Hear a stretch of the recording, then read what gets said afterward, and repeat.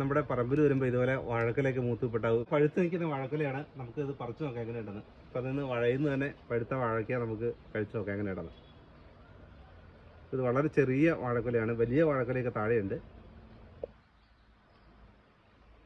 നല്ല മധുരമുള്ള വാഴയ്ക്കാണ്. പ്രത്യേകിച്ച് വളമൊന്നും ചേർക്കാതെ തനിയെ ഉണ്ടാകുന്നതാണ് ഇവിടെ.